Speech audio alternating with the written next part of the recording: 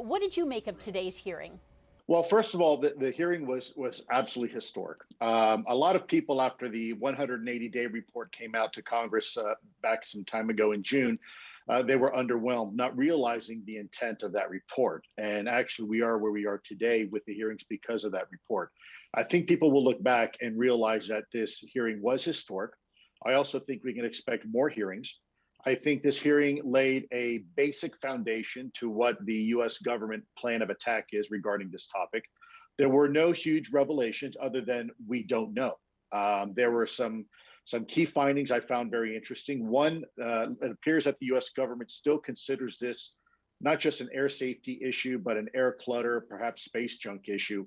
And they're not really grasping the notion of breakaway technology yet. And if they are, they're certainly not having that conversation publicly. But I am encouraged by. They were talking about quite openly about working with our closest allies and friends on the international side. So you're talking, who is that? Well, it's the Five Eyes relationship. It's Canada, the UK, Australia, New Zealand. I'm very encouraged by that. I'm surprised that they mentioned that, quite frankly, because there's still a lot of countries that don't want to have this discussion publicly. But it is in the law now, certainly here in the United States, we must engage with our allies. You have talked to some Canadian politicians about this. And I guess from the Canadian viewpoint from Mr. Maguire is he feels that Canada's not taking this as seriously as the United States. Well, with all due respect to Mr. Maguire, I certainly wouldn't want to speak on his behalf. But what I will say is I believe he shares the same frustration that our lawmakers here in the United States have.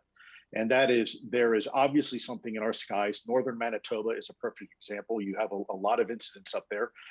In fact, you also have a very interesting relationship between Canada and the US. You have, for example, NORAD, which is actually the deputy director is a Canadian. So you have this shared concern over our northern tier, and it seems like neither government within our defense departments and intelligence communities really want to have the conversation. It's not that they're not seeing things, because they are. The problem is that they're not really saying much about it. And I think from Mr. Maguire's perspective, that's very frustrating. As a lawmaker, you are expected by your constituents to represent their concerns. And when information doesn't get to the right people at the right time, then you have a breakdown. And Mr. Maguire is absolutely correct in his concern, because he knows these reports do occur. I know for a fact that there are members of the Canadian military that have reported these incidents in the past, and it doesn't seem to go anywhere. Just back to the hearing today, what were the things that you would have liked to have heard on the record? We're establishing a baseline here. I think what's happening is that Congress is beginning to build a box around DoD, acknowledging that it's real, that it's important, it's a national security issue. And then through follow-on hearings, I think more details are going to be forthcoming. They don't even have a director yet. They just now announced the new director for this new capability. They've got a lot of homework to do. I'm not surprised, but I am a little disappointed that they didn't provide Congress more recent accounts. They're showing some old videos that have been out now on the internet for a while. That's not really helpful. I think what they need to do is share with Congress some of the videos that I'm privy to and that have been collected by U.S. military platforms as recently as a week and a half ago. With a lot of fidelity. These aren't just little balls of light on the horizon. There's something to it.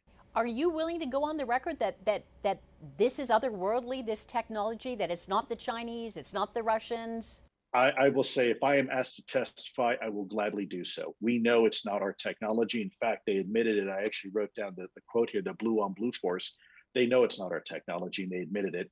They're pretty sure it's not adversarial. Now, if we want to say drones and quadcopters to help ease into the conversation, well, that's certainly their call.